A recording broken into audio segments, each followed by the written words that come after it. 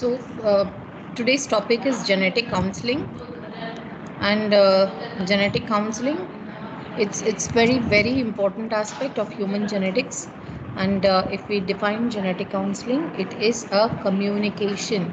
Communication is always a two-way process. Please remember that it's a two-way process where both the parties they communicate with one another, they share information, they give information. So genetic counseling is a process of communication and education. What does this address or what does it do? So it addresses the concerns relating to what are they discussing in genetic counseling. They are discussing the concerns relating to the development of a disorder, a genetic disorder or a hereditary disorder. What are the concerns relating to the genetic disorders development, and what is the probability of it being transmitted to the next generation? So this is the concerns, or these are the things that will be addressed in a genetic counseling. Okay, so if you have to define genetic counseling, it is a process of communication and education which addresses the concerns relating to the development and or transmission of a genetic disorder. This is what is meant by genetic counseling. Then, the individual who seeks genetic counseling is called as a consultant, and the person who gives genetic counseling is called as a counselor. And we have to now understand what is the purpose of genetic counseling, why at all the genetic counseling should be given. So, in order to understand the purpose of genetic counseling, please bear in mind three of the points. So, the first point is that we should understand the medical diagnosis. As a counselor, you have to provide the medical diagnosis to the consultant. And when we talk of medical diagnosis, we are talking about the prognosis. Prognosis is how the disease progresses, what are the stages, and the possible treatment. So, as a genetic counselor, these two things has to be made understood to the consultant. What are the two things? First is medical diagnosis and its implications. So, what are its effects? What is the outcomes of the genetic disorder in terms of disease progression and in terms of possible treatment also. So, a genetic counselor should be able to address these issues relating to medical diagnosis as well as the implications of that particular disorder. Then second thing is a genetic counselor should teach or should tell the consultant the mode of inheritance. They should make them understand the mode of inheritance of a genetic disorder and also the risk of developing and transmitting it. In the previous classes, we have seen the mode of inheritance, whether it is an autosomal dominant recessive or it is an X-linked dominant and recessive, or is it multifactorial, or is it chromosomal. So we have already learned about the mode of inheritance of genetic disorders, and we have also learnt about the risk calculations in terms of Bayesian analysis, in terms of empiric risks for a disorder which will be transmitted by in terms of a disorder which has multifactorial effect. So we have learnt about these things. And the third thing is that as the genetic counseling, the third purpose is that the consultant should be made aware of the choice and the options that are available if the person is dealing with the risk. I hope these three are clear with you all. Yes, ma'am. So Yes. we have the purpose of genetic counseling is for diagnosis and implications in terms of prognosis and treatment, the mode of inheritance of the disorder and the probability of developing it, the risk of developing or transmitting it, and the choices which are available, the options that are available in terms of dealing the risk. It can be prenatal diagnosis, it can be an abortion, or it can be adoption, or in the IVF, artificial insemination. All these are the choices which are available, options that are available, that should be given or that should be told to the consultant. Now let us look into the steps that are involved in genetic counseling. What are the steps involved in genetic counseling? So genetic counseling has 4 steps. So the first step is called as diagnosis. You can see the steps in blue. Okay, as we move further, see this is the second step, this is the third step, and this is the fourth step. So it is the steps are provided in blue for easy understanding. So what is meant by diagnosis? You all know that diagnosis is based upon the history, it is based on the examination, and it is based on the investigation. So in the previous chapters, when you had read about carrier detection, I think we had discussed in detail about history, about examination, and about investigation.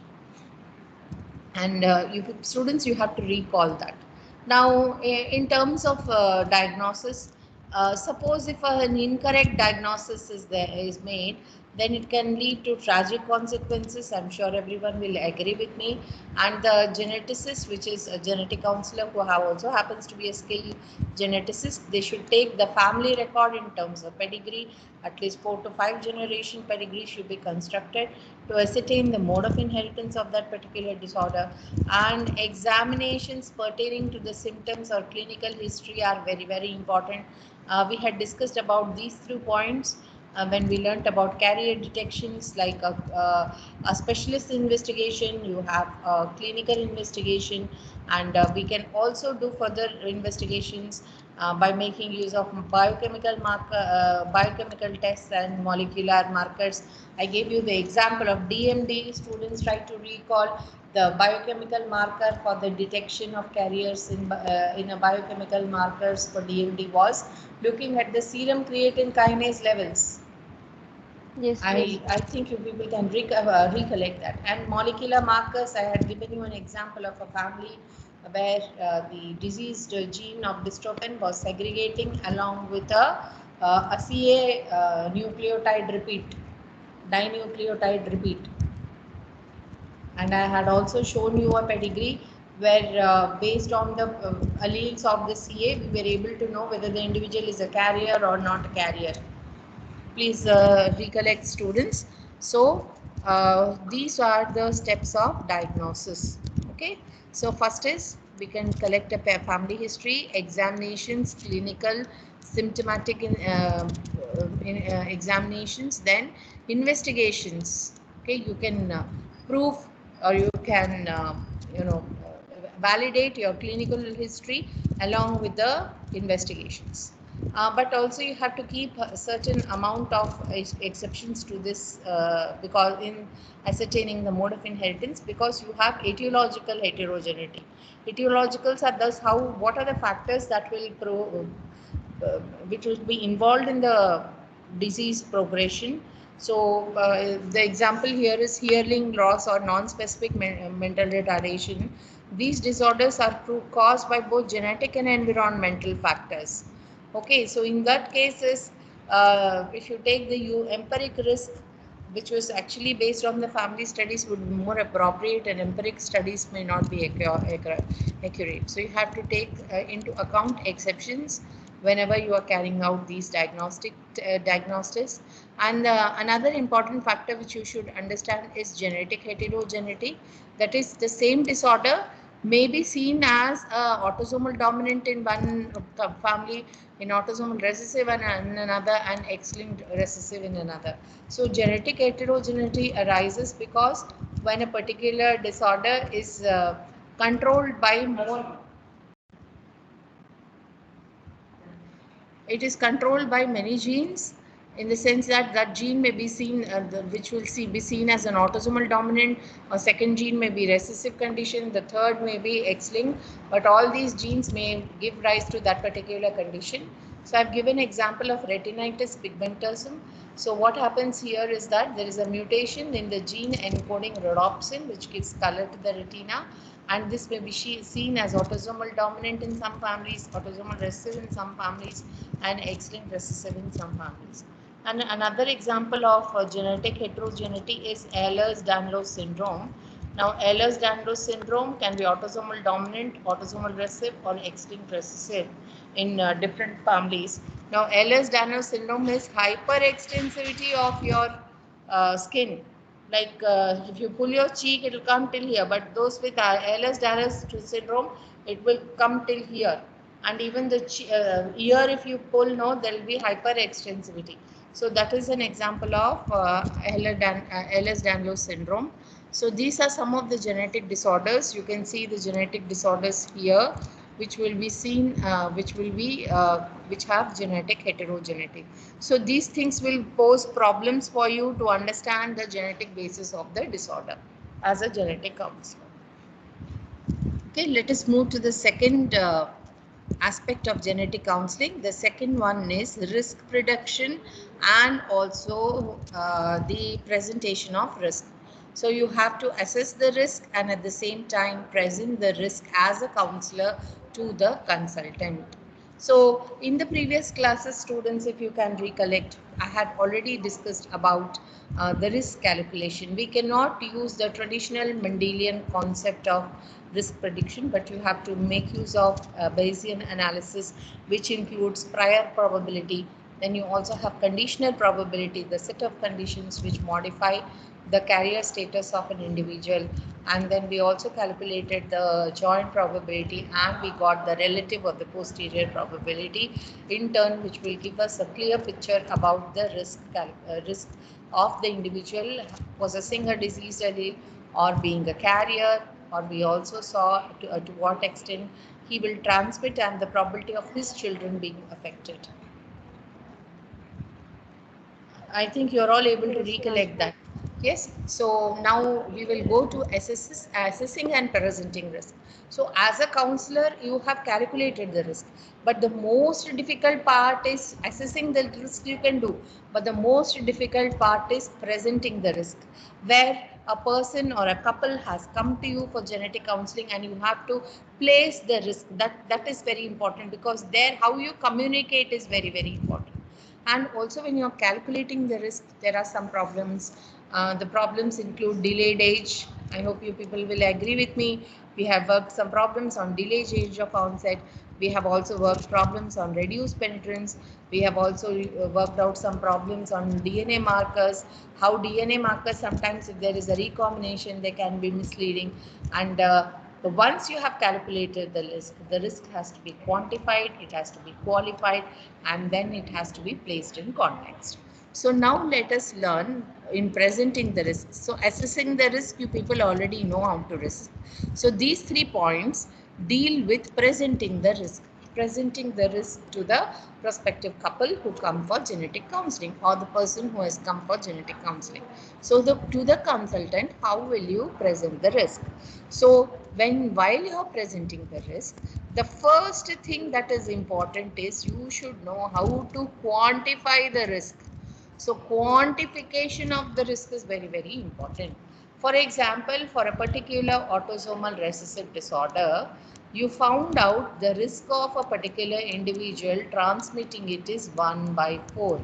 That is 1 by 4 is the probability of the child to be born with an autosomal recessive disorder. Okay. So Yes, in ma'am. this case, how will you quantify the risk? You can present it in odds. This is called as the odds ratio. Okay.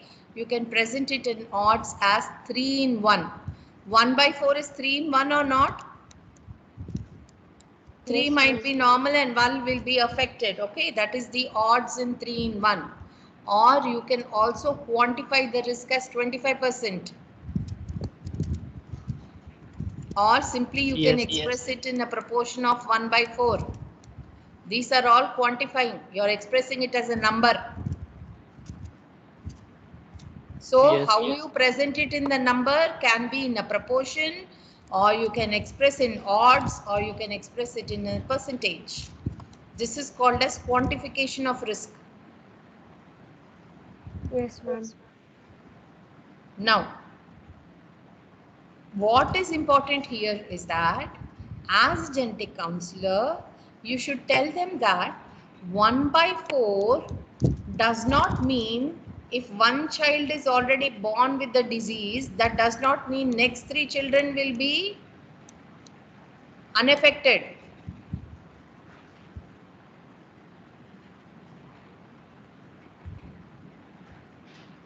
Yes, Clear? ma'am. Similarly, Yes. an odd of 3 in 1. An odd of 3 in 1 doesn't mean only one will be affected, rest 3 will be unaffected. They will be normal. So, as a genetic counselor, you have to tell them that the chance of having an affected child is 1 by 4, and this chance does not have any memory.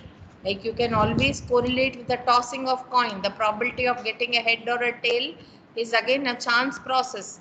Once you got a head doesn't mean you will not get head next time. Clear?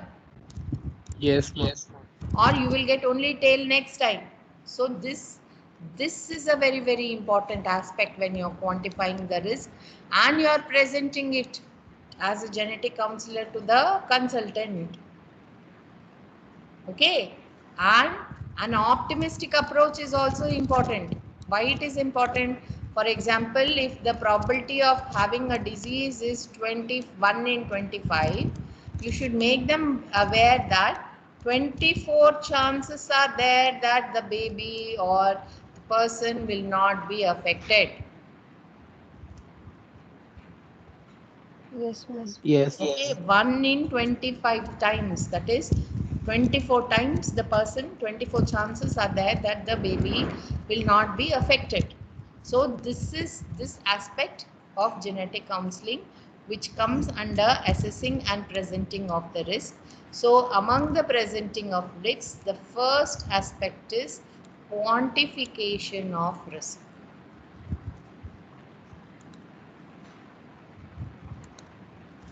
I hope it's clear, students. So next is called as the qualifying risk.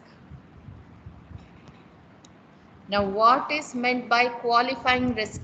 See again, I will repeat. Quantification is expressing in terms of numericals, in terms of numbers, is called as quantification.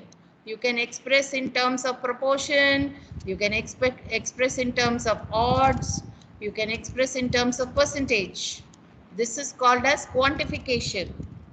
But qualifying is the long term burden that is associated or that a family has to carry for a particular given condition. Then qualification of risk comes into uh, existence. I'll give you a very simple example. Polydactyly. Is polydactyly a dominant condition, autosomal dominant condition, students? Yes.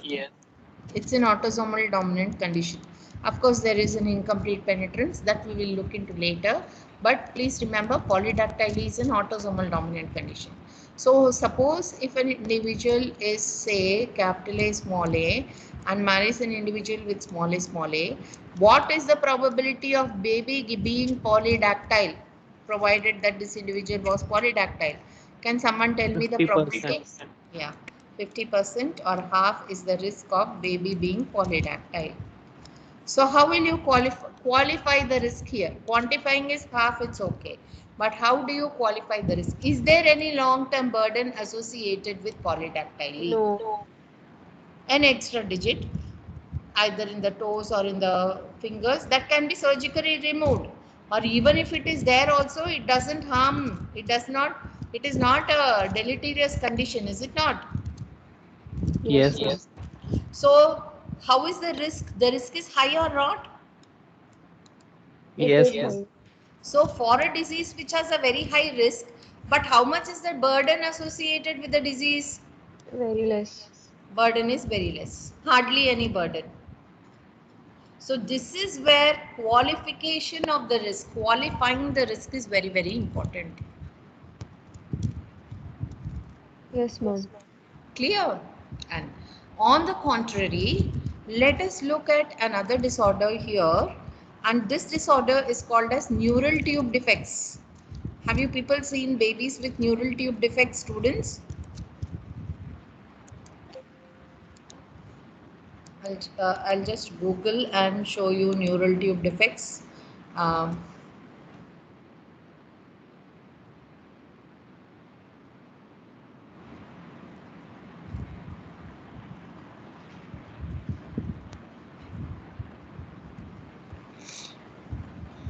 See, can you see this picture? Yes, ma'am. Yes, ma'am. Okay.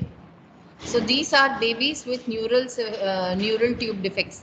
See, neural tube is your brain and spinal cord as the baby is developing. Can you see here? This is called a spina bifida, where the spinal cord protrudes out from the baby. This is anencephaly, where the head is very small. There is no brain here, very less brain. The cephalus, that is the head is not there here. So of course this will result in the death of the baby. And then you have encephalitis. Okay, this is another condition. So here, out of these three, these two are most common neural tube defects, spina bifida and anencephaly. These are congenital birth defects. Understood, students? Yes, Yes, ma'am. ma'am. Okay, these are congenital birth defects. A baby born with this disorder or with the neural tube defect will have a very painful life. It is a disabling condition to the baby because the brain, the spinal cord will not develop properly in those babies. But how much is the risk of neural tube defects? It's The more. risk is 1 in 25. Is it a high risk or a low risk? Just by It's low Low quantifying, risk. risk. just by looking at It's the a low number, risk. it is high. Polydactyl is 1 by 2, very high. Neural tube defect risk might be look low. But what is the burden? Much Very higher. high. Very, very high. It's an altogether a very, very painstaking disorder. This is a disabling disorder. Anencephaly, child will die anyway. But spina bifida and other things, So you see how difficult it is. But what is the risk here? It's only 1 in 25. I told you just before, optimistic approach is important. But if it is something like neural tube defect, then you should be able to tell them in the sense to the consultant, the long-term burden associated with the disease. Like suppose if it is a high-risk disorder like polydactyly, the burden is less. So as a counselor, you can say the burden is less. If you want, it is okay to carry on with the baby. But if there is a defect, if the baby is, as a counselor, you can only present the risk. Okay, choice should be done only by the couple or the consultant itself. Understood? And for a neural tube defect, the risk is very, very low in the sense that it is 1 in 25, but the long term burden is more. So as a counselor, you should make aware to the consultant all these aspects. Clear? Yes, ma'am. So not only you should quantify the risk, but you should also qualify the risk in terms of burden. And the next aspect in the risk presenting is placing the risk in context. So prospective parents, when they visit a genetic counseling clinic, they should be provided with all the information and the risk should be put to them so that they are able to decide by themselves, or they are able to decide for themselves whether the decision is left to the consultant itself, whether it is a high risk or whether it is a low risk. It should be left. The decision part is always left to the consultant. As a counselor, you have to place all the possible risks, that is the quantifying, the qualifying, and place it. But the decision, the end result should be left to the consultant itself. As a counselor, you should give them the risk, you should give them all the options, all the support, what all is available. Shall we Yes, move to the ma'am. next one? So the next Yes. is discussing options. So now that, see how we proceeded with the topic, just see. First was diagnosis. Okay, as a genetic counselor, you made diagnosis, and you took the family history, you took the clinical examinations, you correlated it with biochemical and molecular marker test, and you took the heterogeneity into account, then calculated the risk after taking into account the penetrance, the age of onset, the linked DNA markers, all those things into consideration, you took into account, and then you calculated the risk. Then you quantified the risk. You qualified the risk, and the risk was placed to the consultant. So after placing the risk, the next is discussing the options. So as a genetic counselor, your job is not just to diagnose the mode of inheritance, correlate it with the clinical thing, and give the risk, but you also have to give them the option. What happens? Suppose if they continue with the child, what happens? What are the burdens? How they should be prepared socially, financially, and in all the aspects, how they can be prepared. Long term association of having a child born with genetic disorder. Yes, ma'am. Okay, so that should be prepared. You should prepare the prospective parents. Okay, prospective parents who have come for genetic counseling.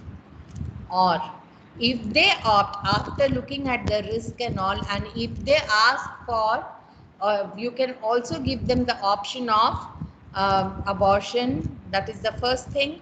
Or if the individual itself lodges, if among the couple one of them already has a, say, a dominant allele for a deleterious disorder, but he is not showing because of say penetrance, then what can you do? You can give them other reproductive options like IVF or AI, okay, in vitro fertilization. These options can be discussed, and they can also, another option is surrogacy. Nowadays you have surrogacy. Then the next option that can be discussed is adoption. Yes, ma'am. Okay, so these options should be given. But as a genetic counselor, you should only give the options, but never direct them to your own views. Keep your own views to yourself. Your personal views should not come in genetic counseling. As a counselor, you just have to give all the options available to that are available. Okay, I hope I'm clear with this aspect Yes, here. ma'am. Okay. Yes. So, and also, what is the prenatal diagnosis? That is before the birth of the baby itself. What are the different, um, diagnostic techniques to see whether the baby is going to be born with any genetic disorder or not? That can be made aware. But there will be some couples who will think that going for a prenatal diagnosis and followed by a selective termination of pregnancy might be unacceptable to those individuals. It might be a religious reason, or it could be a personal reason also. But it is left up to them. Again and again, I am repeating the same point. But for the same people, there might be some couples who will view it as only way to ensure that they will have healthy kids or healthy children. Yes, ma'am. Okay, so as a counselor, your duty is to make them aware of all the options, whether they go for a termination or whether they want to carry with the baby. If the choice is always, the decision should be taken by the consultant itself. Then the fourth step in genetic counseling is communication and support. So again and again, this is again already repeated, communication is a two-way process. So it is not just giving information, but it is also answering all the questions of the consultant. As a genetic counselor, one should be receptive of the fears, aspirations, expressed or unexpressed, of the consultant. I hope this point is clear. This is a very, very important point. Okay.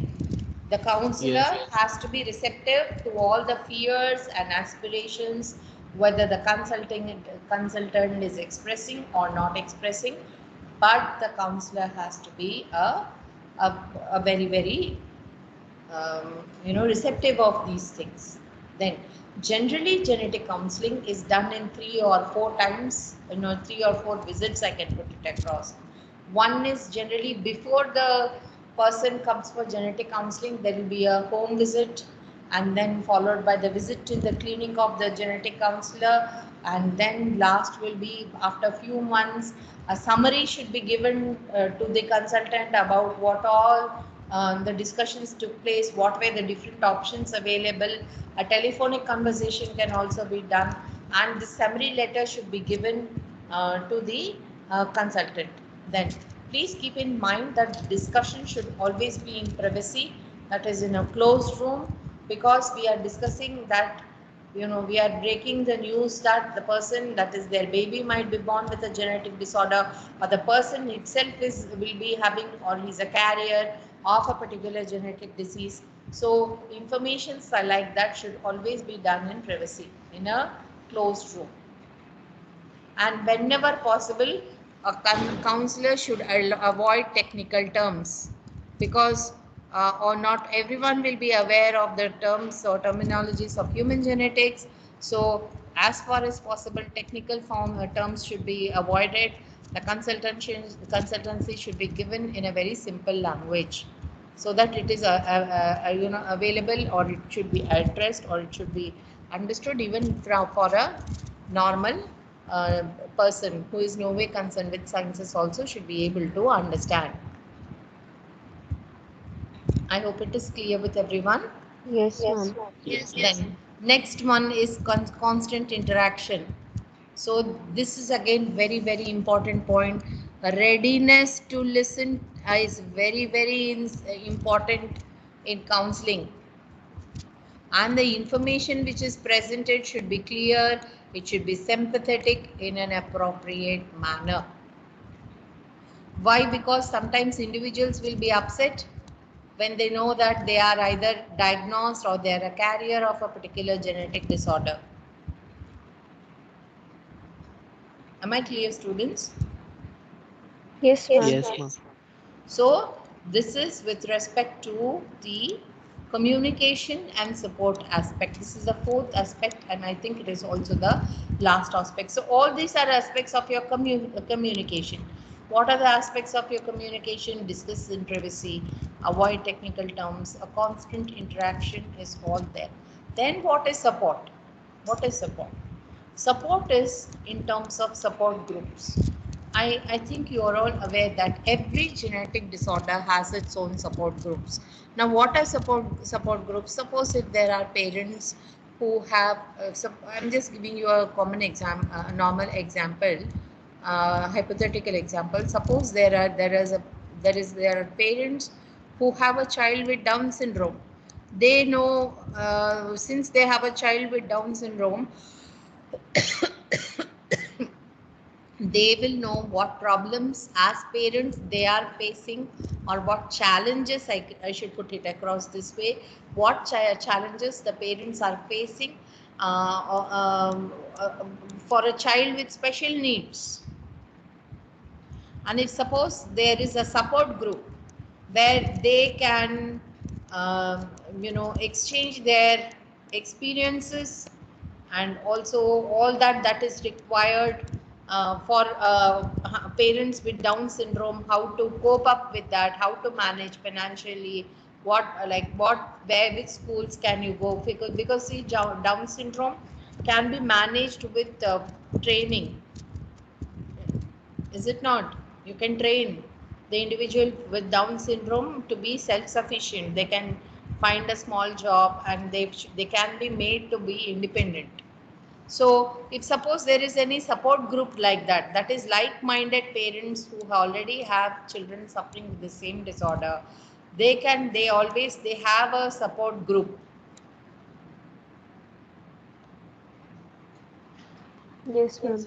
Okay, so suppose if there is a new parent with whose child is born with Down syndrome, I mean, you had already told them based on certain prenatal diagnosis that the child is going to be born with Down syndrome, but it was their option to have a baby with Down syndrome. You can refer these to the support group.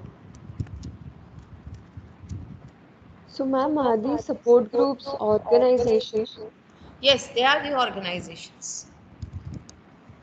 Okay, I will just show you one. So in US and other countries, there is a support group for every disorder. Like there is a support group of cancer, support group group,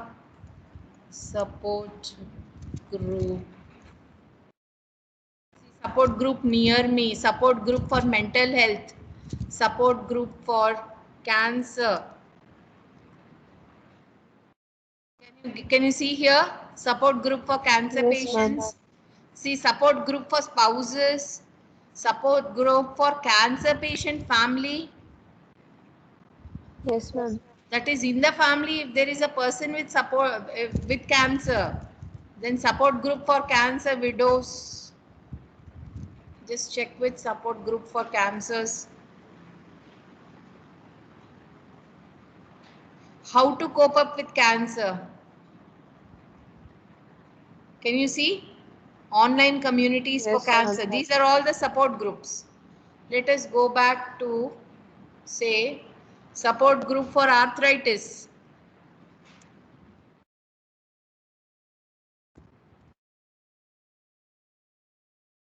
See, rheumatoid arthritis, psoriatic arthritis, there is juvenile arthritis. See, there is support group for everything. Let's see if there is support group for Down syndrome. See, support group for Down syndrome parents in Malaysia. Can you see? Support group for someone with Down syndrome. Let's see support group for parents finding support. Can you see this? Yes, ma'am. If you join that group, I Yes. mean, if that person joins, see what is the education, employability, all that you will find. What is everything about Down syndrome? What are the resources? Where is this country, from where it is? You can just go through, then you will see which country it is. Can anyone join? Because nowadays everything is, see, this guy is the CEO, Candy Pickard, for this particular support group. What is its vision? A world in which all people with Down syndrome have opportunity to enhance the quality of life, realize their aspirations, and become valued members of welcoming communities. Can you see this, students? Yes, ma'am. Yes. So in US, for every disease there is a support group. Maybe it is there even in India, but we have to just check it. Since we all have internet, maybe sometime you can just check it out. Clear, students? So that is the importance of support groups. Okay, these are very important because they'll be like-minded. Someone suffering with the same disorder, or a member of the family already has that, so they can share their experiences. Clear? Yes, ma'am. Okay. So this is about the support group. So this is all about genetic counseling. Then the last and the very, very important aspect of genetic counseling is, can genetic counseling be directive or should it be non-directive? For that, first tell me I should tell you what is meant by directive genetic counseling. Directive is that genetic counselor itself is directing you to take a decision. So my question is, can genetic counselor direct you to take the decision? Can he No, it should be impose? left to the consultant. Yes, good. That means you have understood now. Okay. What a genetic counselor can do is just give you the risk, the mode of inheritance, place the risk, and give you the options and the support groups, the support. But the decision should be taken up by the decision has to be taken up by the consultant only. Clear? Yes, So, ma'am. genetic counseling should be non-directive. No personal beliefs. The personal beliefs or own beliefs of the counselor, the decision that is made by the couple or the consultant, or may look ill-advised. Okay, it might not be according to what the counselor's personal opinion, but the counselor should be non-judgmental. Yes, ma'am. Okay, so what I want to end this class with is that finally it is the consultants, not the counselor, who needs to face the situation. I think you all will agree with me with this. Yes, Yes. ma'am. It is the consultant who will face with the situation, not the counselor. Agree. Okay, so the decision should be made by the consultant only.